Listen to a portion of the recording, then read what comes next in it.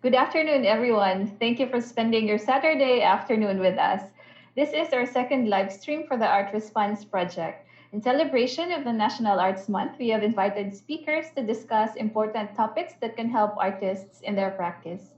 The topics were suggested by artists Richard Bukshani and Riel Hilario. Thanks to them, we were able to organize this series of talks. So this afternoon, we are going to learn from our guests the importance of healthcare for artists. Dr. Pascualito Gutay will discuss the situation of healthcare in the Philippines, and artist Danielle de la Cruz will introduce us to Virtual Arts Helping Hands Foundation and their work to help artists. So get your coffee or your tea ready because this is going to be a talk full of information. So we will be posting important information in the comment section. And you can also use your screen cap whenever there are important information on the screen. Healthcare should be a priority to prevent or manage diseases, reduce unnecessary disability, and premature death. The importance of access to healthcare is highlighted now that we are in the middle of a pandemic. So, to start this afternoon's talk, let me introduce to you our guest, Dr. Pascualito Gutay. Dr. Pascualito Dubonco Gutay is the president and medical director of Supercare Medical Services Incorporated.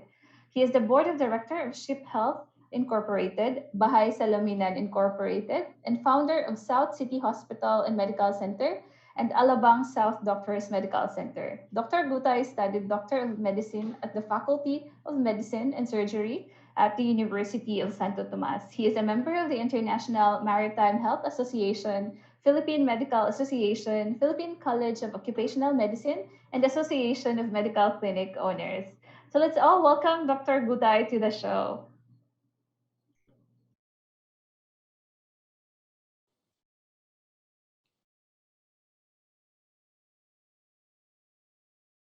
Good afternoon, everyone.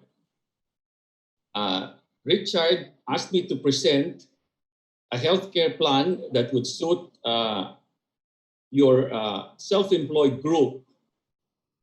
But unfortunately, in the Philippines, there is no single healthcare plan that will suit all the needs of any group, any industry, or a family for that matter. I am not a finance expert, nor am I a public health expert. So what I'm going to do this afternoon is to show you the health situation in the Philippines, the most common diseases and the cost of their management, the increasing incidence of disease with age, which necessitates a strategy for the eventuality of sickness and death, the available healthcare programs in the country, and the choice is yours as to the healthcare plan that would suit your industry or your individuals. First slide, please. I'm sorry to start with the first slide on mortality, but disease and death are very real. We just have to deal with them. So we have here the data of the Department of Health for 2018, the most common causes of death. Out of 237 deaths, 14% were caused by ischemic heart disease, or what we call a heart attack. 11.1% was caused by neoplasms or tumors. This is a combination of cancers and some benign tumors. 10.3% was caused by cerebrovascular disease, or what we commonly call stroke. 9.9% was caused by pneumonia. 5.3% was caused by diabetes mellitus. 4.6% by hypertensive diseases. 4.3% by chronic lower respiratory infections. 3.9% by respiratory tuberculosis. 3.8% other heart diseases, diseases other than ischemic heart disease, cardiomyopathies, and rhythm problems. 2.7% were diseases of the genitourinary system. Next slide, please.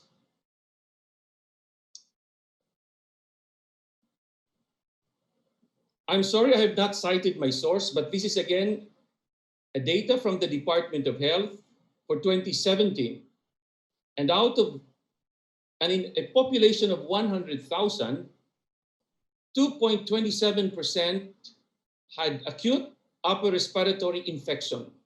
This would be your nasopharyngitis and other infections of the upper respiratory tract. 0.95% hypertension, 0.47% acute lower respiratory tract infection and pneumonia, 0.34% urinary tract infection, 0.16% bronchitis, 0.15% influenza.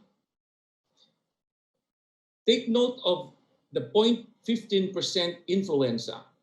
This is almost similar to what a lot of experts are expecting COVID-19 to become in the future. 0.15% acute watery diarrhea, but this is usually from the rural areas. 0.07% asthma, 0.06% TB, and 0.05% acute febrile illness of unknown origin. If you look at the percentages, it looks like the incidence is very low, about 5% of the 100,000 population. But if you look at the next slide please. I'm sorry, I think you won't be able to see the rest of the diseases. Anyway, the y-axis represents the incidence of diseases, while the x-axis represents the age groups. And between and up to number 8, that should be in the 20s. With the last bar, number 23, is the group of age about 95. If you read the diseases, musculoskeletal disorders, non-communicable diseases, other non-communicable diseases, mental and substance use disorders, neurological disorders, cardiovascular diseases, respiratory diseases, genitourinary diseases, and endocrine diseases, they all increase with age. I'm sorry, the colors have changed a bit, but in my reference, if you look at the dark blue, that should be cardiovascular diseases. And try to notice its incidence of about 5,000 in a total incidence of 35,000 at age 20. And it increases to about 32,000 for the age group 90 plus.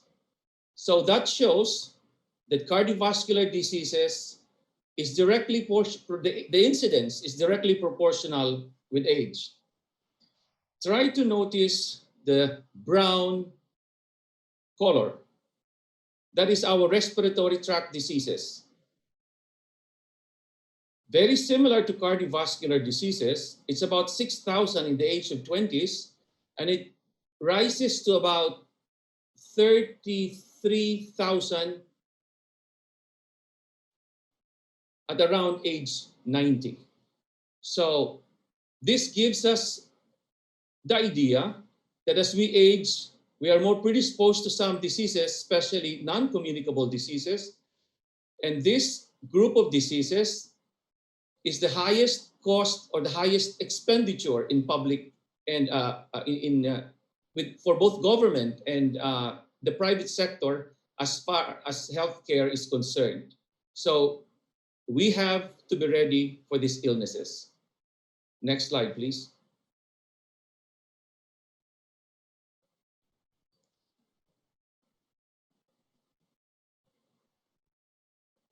I took about 10 diseases from the most common causes of illness and death in our first two slides and tried to get the average cost of managing these diseases in a hospital.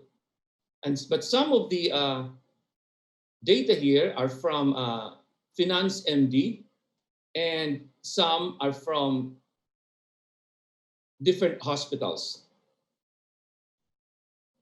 Look at stroke, 1.8 million. This is how much it's going to cost you if you have a stroke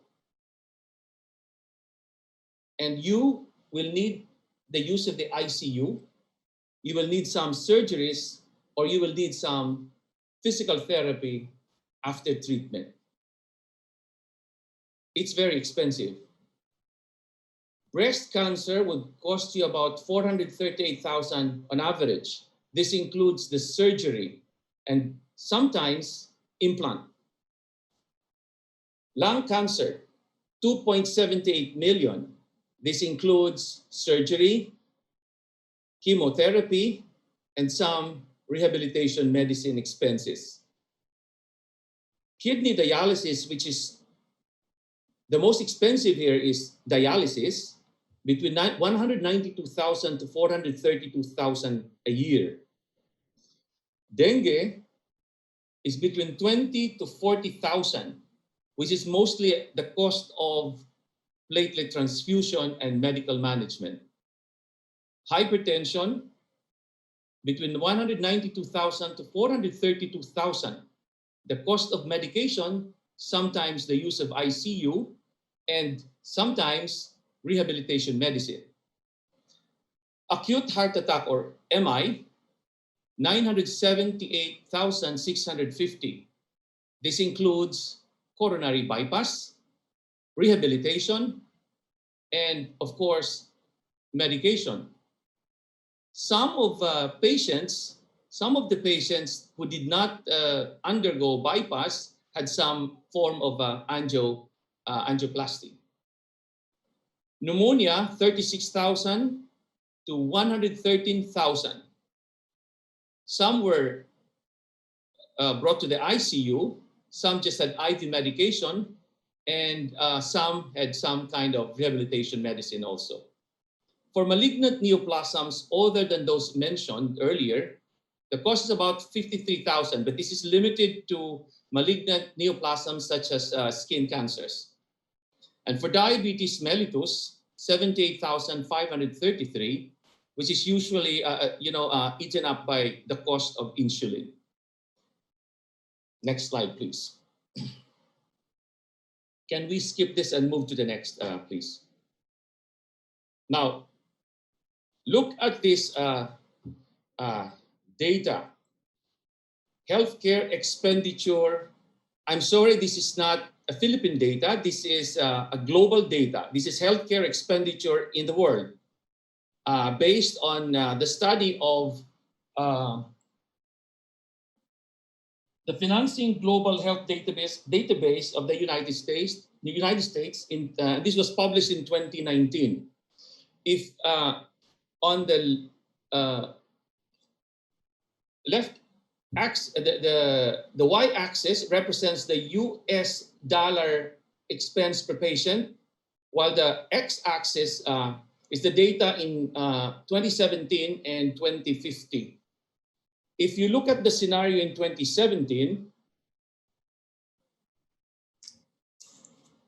11% of the expense,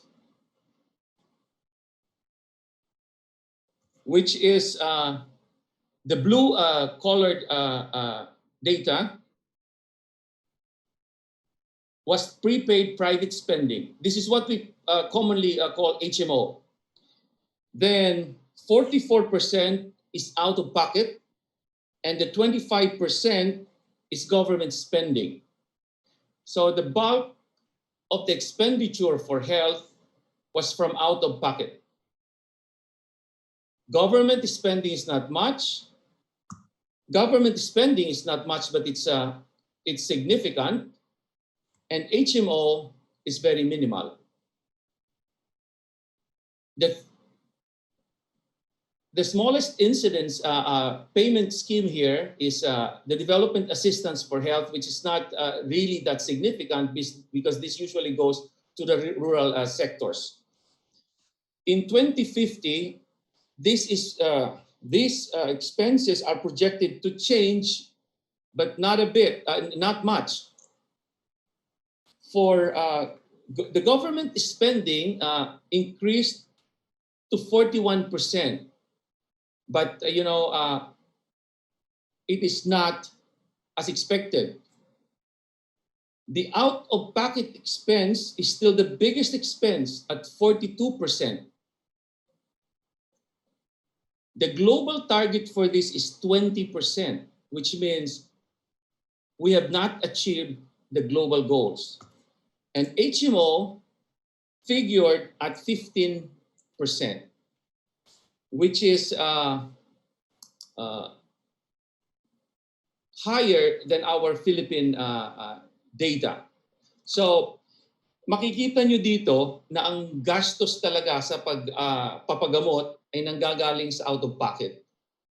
Ang government spending ay tumataas at nagkakaroon din ng tumataas din ng porsyento ng gamit ng private financing, no?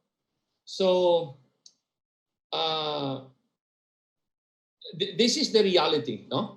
So this is the reality that we all have to face, and your group has to face too. And from this data, you will probably be able to figure out how we will manage our healthcare. Can we go back to the slide before this? So these are the healthcare plan options that we have. So out-of-pocket, yan ang pinakamalaki, ano? Meron tayong private paid plan insurance. Ito ang HMO. Then meron tayong social health insurance. Ito ang PhilHealth.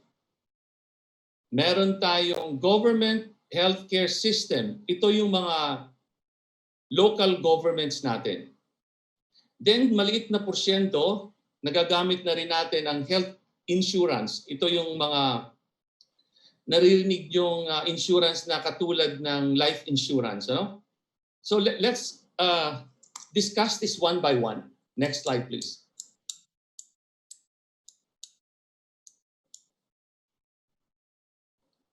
Doon sa out-of-pocket, kasi ito ang pinakamalaking gastos natin, ang nangyayari ngayon sa ospital, no? Ang mga pasyente na natatanggap ng ospital, usually ay meron naman silang savings, ano? So yun ang binabayad nila. Yung iba naman ay may mga short-term fund investments na they can cash in. Yung iba, nagbibenta ng property. Yung iba namang walang maibibentang property, naglo-loan. At yung iba ay naggagawa ng promissory note sa ospital. So you will just realize that although the out-of-pocket expense is eating up the expenditure share, no? Hindi rin yun liquid na source kasi nakikita nyo dito na naglo-loan, nagbibenta ng property at nagpo-promissory note. A lot of people cannot just really afford it. As a matter of fact, study shows that about 84% of Filipinos are not prepared for healthcare. So, next slide, please.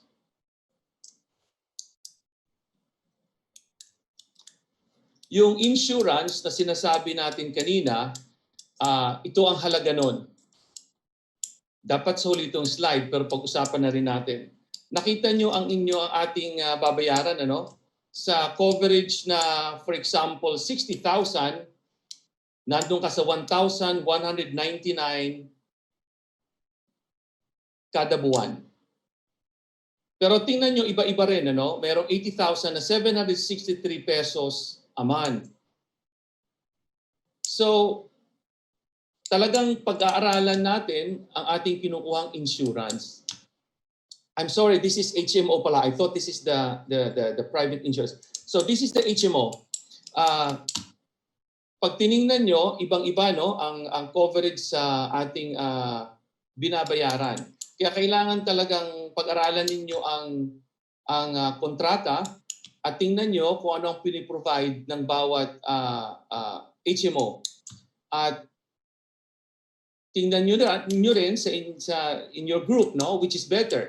Are you better off getting individual plans, or you can group together and have a program with an HMO? It might lessen the cost and it might expand your coverage. So, ang pinaka-common ngayon na ginagamit na benefit is nasa 75,000 to 100,000 a year na coverage. So, ang sistema naman dito ay uubusin mo lang itong budget, and then after that no more. But it's very simple. You can use it anytime, and there will be no limitations except that you should be in the network of the HMO. Ang kanilang doktor, ospital at mga clinic ang gagamitin. But as far as cost is concerned, hanggat hindi na uubos ang inyong 80,000, 100,000 or 700,000 for a premium of 5,578 a month, they will spend for you. And usually, before you leave the hospital, deducted na ito sa iyong bill, no? So if your plan has a big coverage, the chances are you will go out of the hospital without paying anything, and there are even options that you may not use your PhilHealth, so that when you have exhausted your HMO benefit, you can use your PhilHealth after. So these are the ranges of monthly contributions and the benefits. So you may choose what you would prefer within your budget for your individual membership or for your group membership. Next slide, please.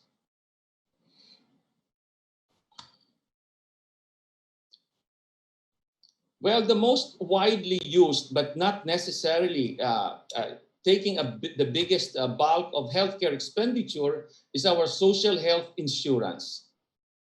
Our PhilHealth benefits, these are the most common PhilHealth benefits: inpatient benefits, outpatient benefits, Z benefits, and SDG or Sustainable Development Goals related benefits.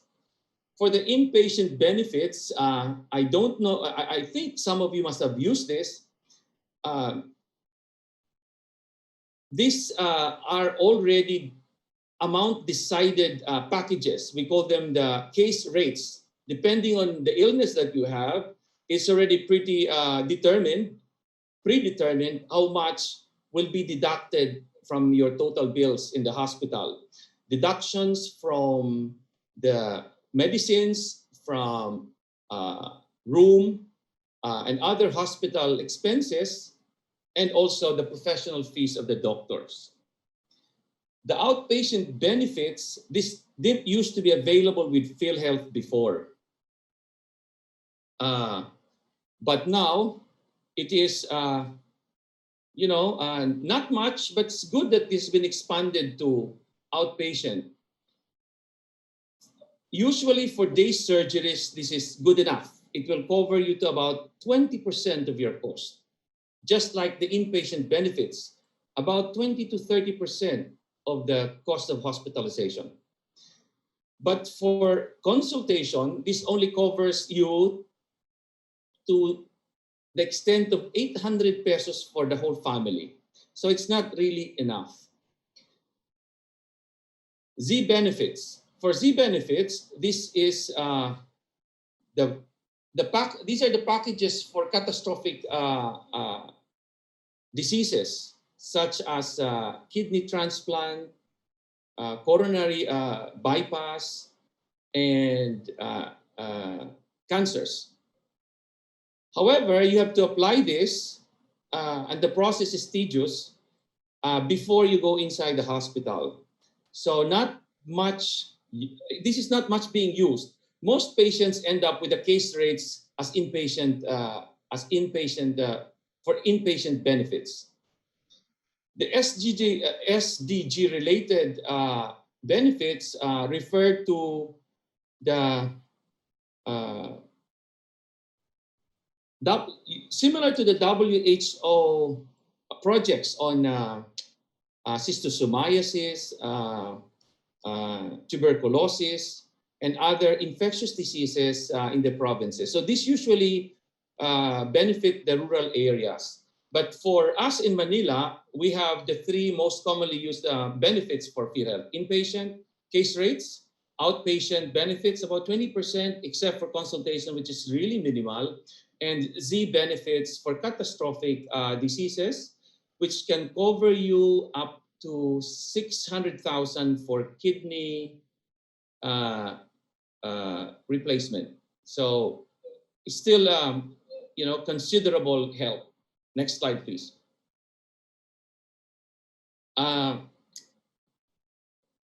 Beverly, can we go back to the previous slide? I would like to point out, you must have heard about the Universal Healthcare Law. In 2018, and I think this was promulgated in 2018 and made effective in 2020. I don't know if you have heard about the no balance billing benefit from PhilHealth. If you are a senior citizen or an indigent,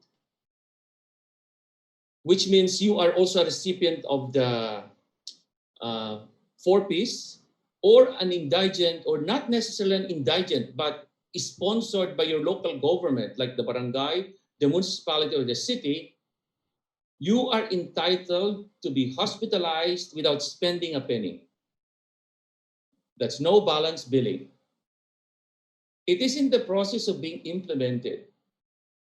But you have to be an indigent, and it will be investigated, and you have to be a senior citizen. Private hospitals are now being required by the government to allot 10% of their beds to no balance beneficiaries. And this is a big problem for the hospitals because 10% is a big chunk of the income of the hospital, which will be taken from them. But of course, the requirements of the government is basic. This is going to be a ward and no air conditioning, but still, and a common toilet, but still not bad, right? There is hope to be taken care of in a hospital, in a good hospital, even if you are not, even if you have not paid for your PhilHealth contribution, as long as you're a senior citizen or an indigent. But for indigents, not one of you will qualify perhaps, but for the senior citizen, I think some of you might qualify already. But just the same, if you will opt for air-conditioned rooms and private rooms, then and your own bathroom, then you will have you won't be covered by PhilHealth. So this is a very good new benefit from PhilHealth, aligned with the goals of the Universal Healthcare Law. Next slide, please. Ito yung mga health insurance plan na sinabi ko kanina na medyo mahal, ano? But you can make use of this.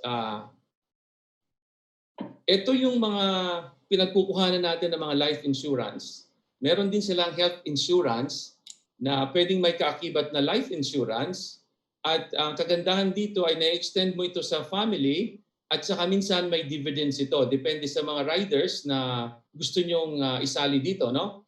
Ang mga popular na mga kumpanya dito ay Manulife, AXA, BPI, PhilAm, PruLife, and Sun Life. So I know you must have heard all of these companies, and maganda ang kanilang healthcare insurance kasi hindi ka na mag-explain at wala nang madali ang mag-apply. But ang problema lang sa mga insurance na ito ay reimbursement type ito. You have to pay the hospital first and then saka ka makakapag-claim, no? Unlike ang ating PhilHealth na deducted na ito lahat sa ating hospital bill at doon naman sa outpatient sa PhilHealth, hindi ka rin sisingilin hanggat hindi nauubos ang iyong budget na more or less 20% ng para sa particular na sakit or day surgery or day procedure. Ang atin namang HMO, nakadeduct na rin sa ating hospital bill. So wala kang poproblemahin kung wala kang dalang cash. But for health insurance plans, you have to have with you your cash before you, or your checkbooks before you leave the hospital. But we can presume that those who buy this kind of insurance plan are those who have some extra budget, no, for healthcare. So next slide, please. Yung government healthcare system naman na nakita nyo, malaki, di ba? 25 to 41% ang contribution nila sa expenditure. Ang specialty hospitals, kagaya ng kidney center, lung center, heart center, ay required yan magkaroon ng a certain number of, if I remember, my memory serves me right, it's about 10 to 20% required to be free, no? Para yan sa mga government indigents and those sponsored by the government. Yan ang mga nandito sa Maynila. Pero ang mga nasa regional, ang nasa mga region, narinig nyo na siguro ang regional hospitals, these are run by the Department of Health. Libre din yan, pero meron silang pay portions ng hospital, but they are required by the government to also allot some beds for indigents. Provincial hospitals, city hospitals, the same thing. And but for municipal and barangay health units, you can only do outpatients, no? And medication, outpatient medications. So, but this is still a big chunk of the government budget. And the good thing about the government healthcare system is you can be treated without spending at all. But they are now very strict, no? They have to, they usually try to find out if you are employed. Because if you are employed, you cannot get the full no balance billing for the 20% allotted beds for GOCC hospitals, regional hospitals, and you will not get the free treatment from provincial hospitals, city hospitals, and the rural units, local government units. Next slide, please.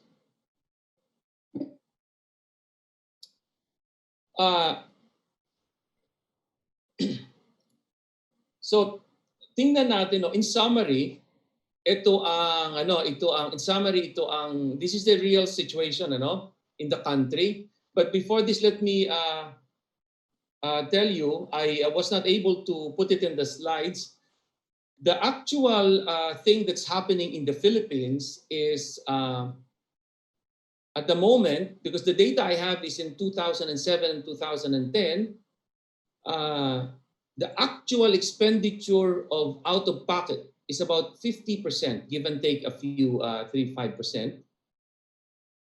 Local government units, 30% equally divided between the national government GOCCs and regional and rural health units, 15%, so roughly about, about 28%. And about 15%, over 10% HMOs. Yan ang reality. So makita nyo, no? Halos kalahati ng gastos sa health ay galing sa out-of-pocket. More or less 30% galing yan sa local government. Nagagamit natin ang mga kidney center, lung center, rural health units. Ang atin namang 15%, 10 to 15% will be about the HMOs, no? Tingnan natin ang mga kunin natin yung 5 sakit, no, na malalaki ang gastos at tingnan natin kung meron tayong PhilHealth coverage, meron tayong HMO, kung how we're going to manage it, no? Tingnan natin. Sa heart attack na 978,000, almost a million, ang mako-cover ng PhilHealth is 550,000. Ito yung nasa Z benefit natin. Kaya lang, kailangan bago ka magkasakit, mag-apply ka muna. Ang problema nito, ang heart attack, minsan hindi mo na papaghandaan eh. So, didiretso ka na sa ospital. So, yan ang ating problema. Ang HMO, nagkamalin dito so ang balance mo ngayon, meron ka pang balance 428,000, no? Halos kalahating milyon. Kung meron kang HMO na nandun ka sa average na 75, no? Na about mga 1,000 something, about 1,000 a month contribution, meron ka pa rin kulang na 353,000. Ito na siguro ang magiging out of pocket or you're going to source out from something else, no? Somewhere else. Pagpunta naman natin sa hypertension, 312,000, PhilHealth coverage, sa case rate ito pumasok sa PhilHealth, 20,600. Kasi ang case rates nasa between 4,000 to 25,000 ang coverage. May balance ka pang 291,000. Ngayon, kung meron kang HMO membership, ang balance mo pa rin ay nasa 216,000. So yan ang hahanapin mo sa ibang sources, no? But look at this. Pag meron ka ng HMO coverage, no?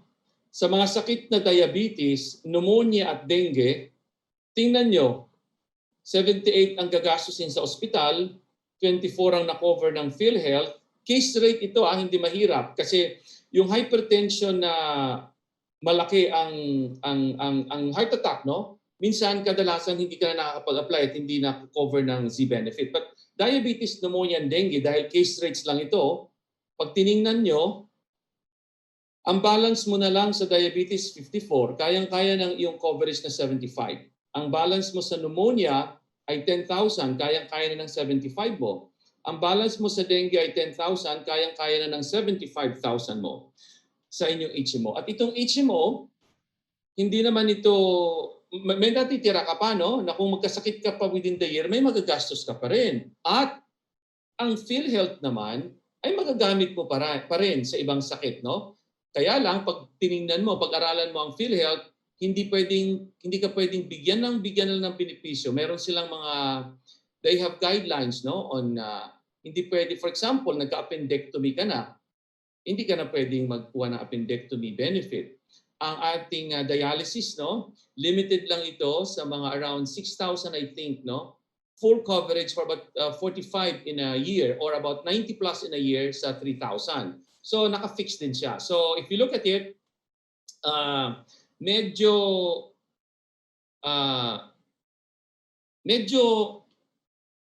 not as bad. I think for you, for artists, it's not that bad. If all of you will get membership from PhilHealth, and you will, as a group, together get an HMO plan, then you will be covered for most diseases without shelling out a cent after, upon leaving the hospital. But of course, ang ating inaalala dito, yung mga catastrophic diseases na kino-cover ng Z benefit, no? So siguro, kung nagpapa-check up lang kayo na madalas dahil may HMO kayong coverage, mapaghahandaan din ninyo ang Z benefit at application na pwede rin kayo makover. At kung halimbawa, doon naman sa inyong isa-iba, kagaya ng mga artist, no, na talagang established naman, I know of some artists, I know some of you are really earning very well from your artwork.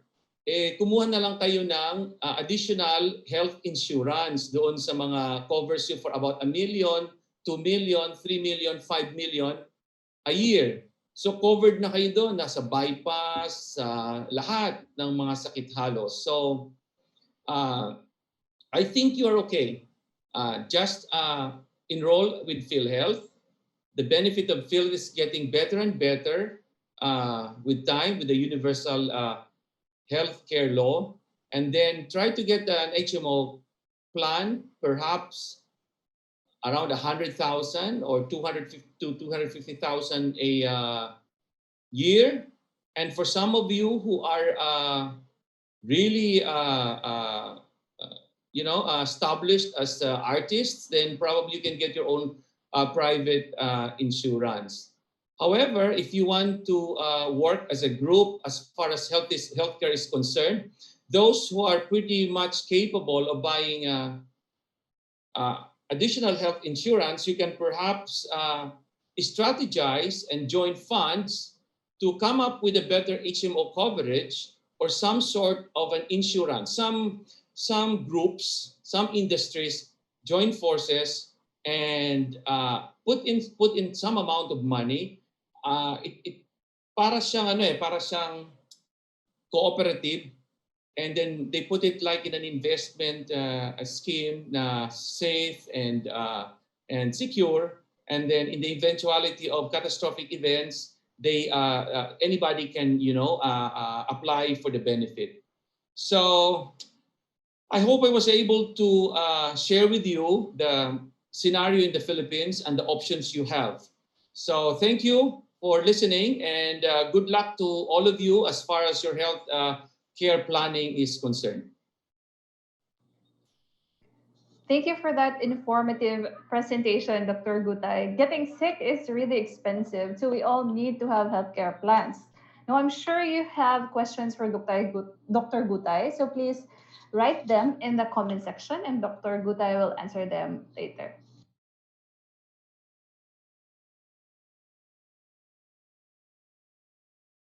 Our next guest is artist Danielle de la Cruz. Danielle de la Cruz was born in Manila in 1966, then raised in Pasig since 1973.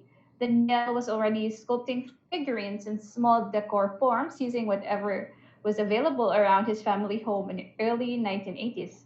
30 years of his schooling at La Salle Green Hills and the University of the Philippines, graduating AB Philosophy, his flair and imagination captured the attention of others. Seeking to mark his turning 40 with a special achievement, Daniel came up with a revolutionary technique of hand carving and hand forming metal sculptures in 2006. This led to his very first exhibition as an artist metal sculptor entitled Kandungan, or A Mother's Lap. It's a tribute to two women in our lives. His crowning achievement to date is the creation of the installation of the country's largest crucifix located at the St. Michael the Archangel Parish Church at Bonifacio Global City in Taguig. Just recently, Danielle was given the distinct honor by being chosen to design the torch and medals for the 30th Southeast Asian Games hosted by the Philippines in 2019. He co-founded the Visual Arts Helping Hands Foundation with a specific goal of raising funds to provide medical assistance to artists and members of the visual arts community. Never content with his current success, he constantly strives to develop ever more challenging pieces. Let's all welcome Mr. Daniel de la Cruz to the show. Good afternoon, everyone. Thank you for having me over, and I'm really looking forward to be able to discuss the foundation with you. Okay, well, what is the Visual Arts Helping Hands Foundation? The foundation was really put up for with the concept of providing a supplement for emergency cases of artists and people within our group. No? It's a not-for-profit institution established by visual artists. It is for the welfare of other visual artists and other people within our art industry. No? The original founding members donated artworks to raise seed funding for medical emergency assistance for visual artists and allied professionals. These are actually a few samples of the first exhibit we had. The basic concept then was being that our foundation was the helping hands. These are actual molds of each artist's hand. And they were given the molds, and the artists translated them into artworks based on their own concepts and ideas. We had an original batch of 24 artists who were generous enough to support the whole project. No?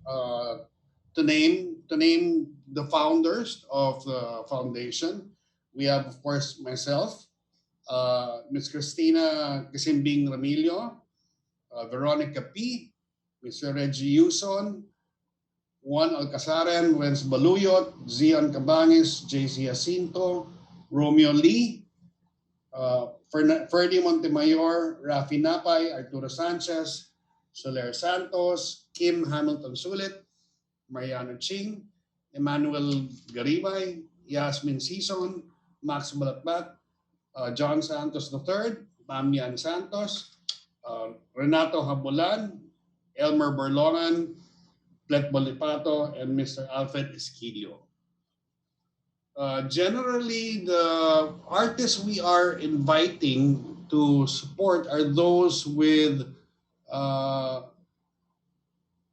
self-sufficient and self-sustaining practices already. And these are artists who are basically there and are very much willing to give back to our community. Next slide, please.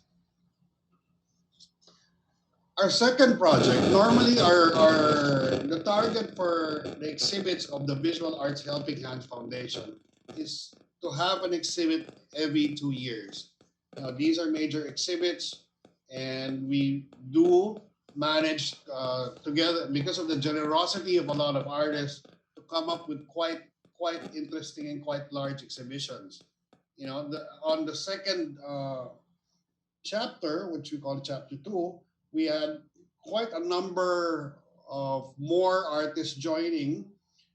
There's Miss Valeria Cavistani, Dex Fernandez, Leo Abaya, Leonard Paras, Bogie Ruiz, Nilo Ilarde, Rodel Tapaya, Marina Cruz, Leroy New, Jim Orencio, Erwin Leaño, Luis Cordero, Luis Santos, Mark Aaron Reyes, Ciron Cineres, Bibo de la Tavo, Pete Jimenez, Raul Lebajo, Dino Gabito, MMU, Jigger Cruz, Riel Hilario, Bernie Paking, Stanley Ruiz, Jean Paul Martin, Luis Lorenzana, Charlie Co, Greg Halili, Richard Cabral, Nona Garcia, Kawayan Digia, Jason Cortez, Rando Onya, Jason Montenola, Anika Bigting, RG Habulan, Freddy Aquilisan, and Miss Isabel Aquilisan.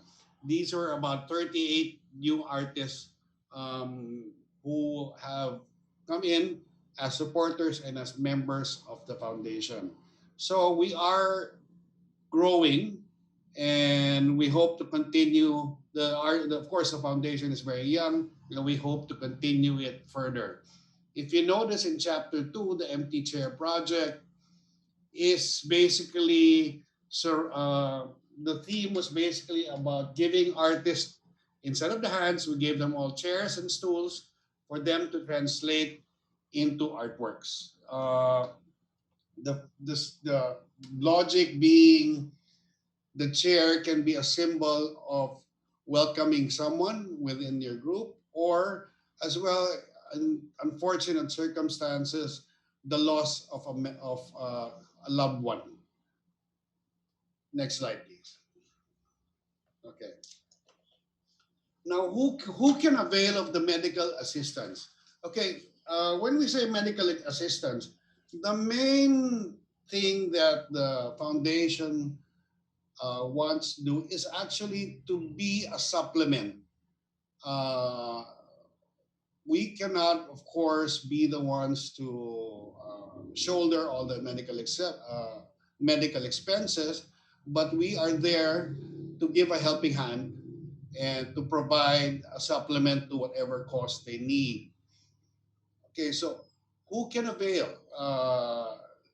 First of all, must be a visual artist or an allied art professional. these can be gallery owners, gallery workers, curators, writers for the visual arts, and things like that. No? The artist must be at least practicing for a minimum of 3 years within the field. Uh, they can be vouched for as such by at least two members of the board uh, and or the founding members of this foundation. Uh, so if anyone wants to avail, the board is actually can be approached or any of the members of the foundation, and then they can present it for approval.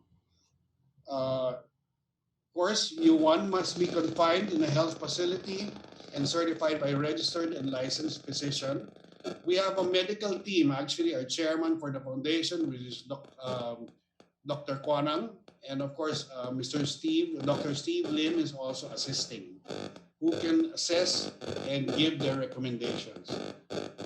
Artists also who are receiving outpatient healthcare management but certified by a licensed physician can also avail. Uh, of course, artists are required to be free from any documented history of drug abuse to qualify. Next slide, please. Okay, now how does one avail? Actually, the availment for assistance is very simple. The foundation in itself wants to keep a very simple format.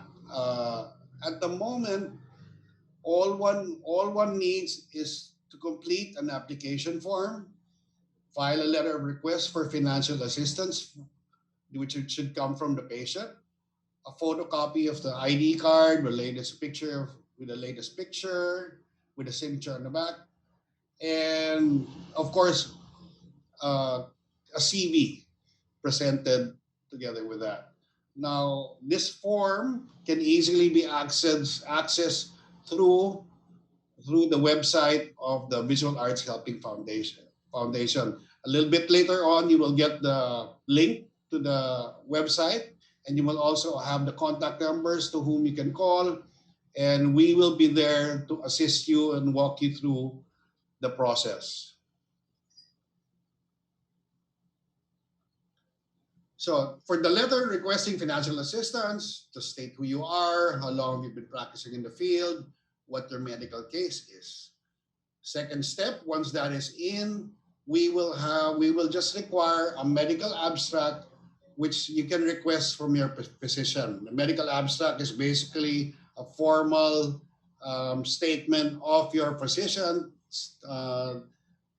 discussing what your actual conditions and complications and sickness will be. The application form can be downloaded and it's on the site. And it's a very simple one-page form that you need to fill up. And of course, all the contact informations are there. So this is the sample of the application form. As you notice, it's very easy. No complications there. So we try to make it as simple as we can. Okay, so all requests that come in will be evaluated by the VAHH medical coordinators. And the coordinators, who I mentioned was Dr. Kwanang and Dr. Steve Lim, will recommend the assistance the foundation can give. This can be either in a form of financial assistance, medical referrals, sourcing medicines, and sometimes as well there are charity programs within certain hospitals that the doctors can introduce the patients to, and hopefully they can get further assistance from that. Once the evaluations of the doctors are complete, it will be submitted to the board, and the final assistance, including the amount of which will be given, amount of assistance, will be approved. The board actually is composed of Dr. Kwanang, myself, Mr. Jonathan Kerr, Mr. Reg Yuson, Attorney Tonico Mahan, Ms. Tiki Lopa, and then that's it. Okay, so as I mentioned earlier, the medical assistance provided by the foundation is designed as a supplement. It is not designed to take care of the entire medical bills of the requesting party. This, of course, is quite obvious for the community is big, and which we have, and we need to make sure that there are enough funds to also assist others. Uh, the foundation is operating only on the funds raised by fellow artists during these every other year exhibit. So we must be very prudent in administering the assistance to the community. Next slide, please. So how can you help? One of the things that is important that actually being a young foundation, not many within our visual community are aware, and actually can help by sharing this information with other artists and other visual arts professionals, and let them know that we are there to help them. Another way you can help, of course, is that we are planning to expand slowly as much as we can, not just in Metro Manila, but also in the Visayas and in the Mindanao. And hopefully one day we can approach you to be one of the members who will generously help to support this cause.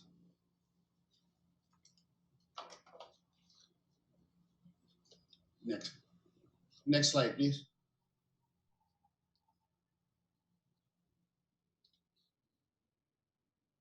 Okay. Thank you, Danielle. Right, so I'm sure some of our viewers actually have questions for our guests. So there's actually a question here for Dr. Gutay. Let's welcome back Dr. Gutay to the live stream so that he can answer this question from our viewer. So the question is, this is actually regarding recommendations on plans there. So for what if starting artists, what is the recommended healthcare plan? That's the Well, question from our viewer. the first is you have to enroll with PhilHealth. That's the best. You will have a minimum coverage, and because of the universal healthcare law, improving the coverage, which is now moving up to about 30% from a low of 10-15% before, then it's I think it's if you are young and say how young, younger than 30, then you have to study carefully your family history because you might not need a coverage from HMO, and uh, it might be an additional expense. But if your family history points to the fact that you might get an illness anytime soon, then it's good to have a healthcare plan like an HMO. Uh, Basically, those are the two plans that you should get when you are young and you need and your family history tells you that you might get sick, at a young age.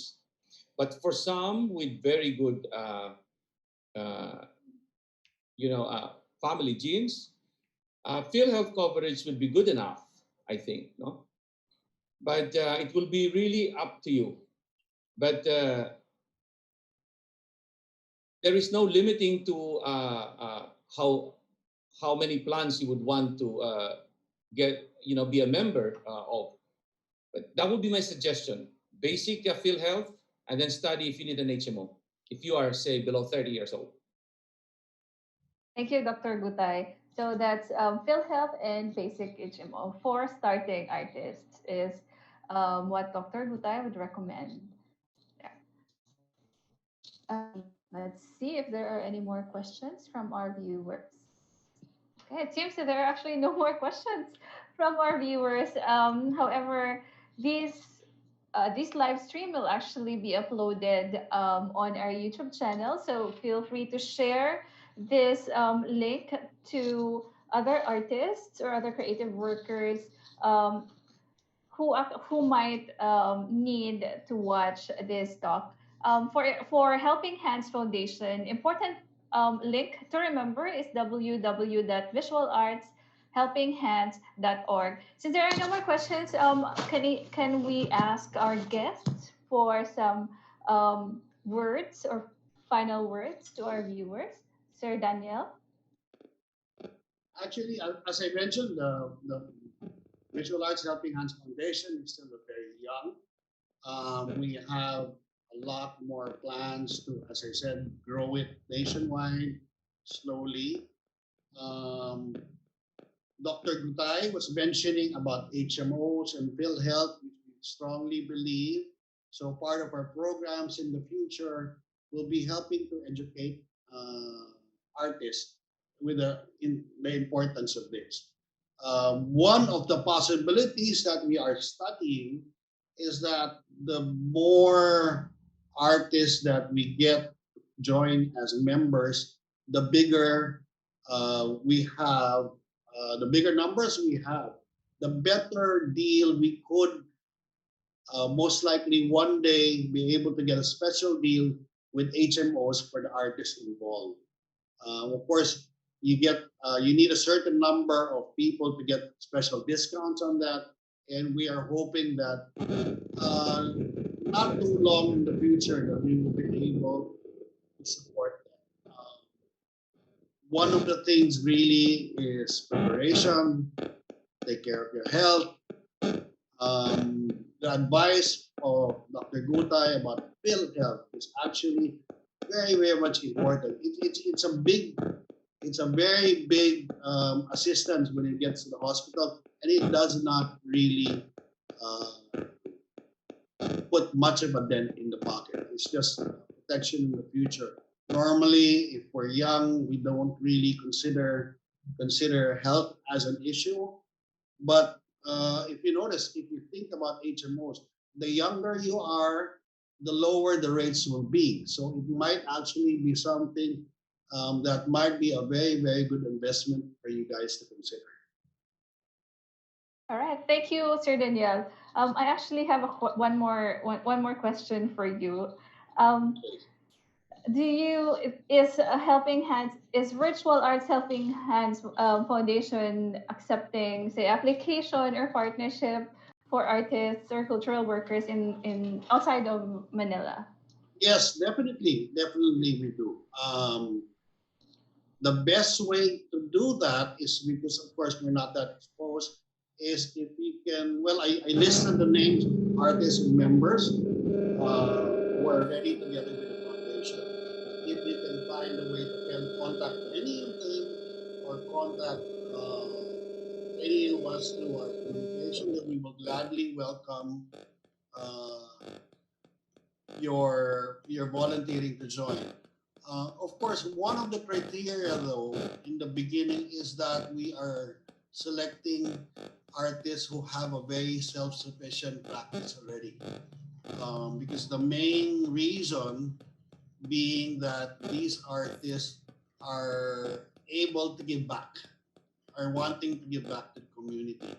So that's a little bit one of the main thing. But if you notice, if you go through the list of the artists, we have artists from relatively young artists to quite established masters already. So it's always a very good mix. You know, we try to make it as wide as we can. All right, thank you. You heard that, artists. Um, and Dr. Gutay, do you have any more last words to our viewers? Do you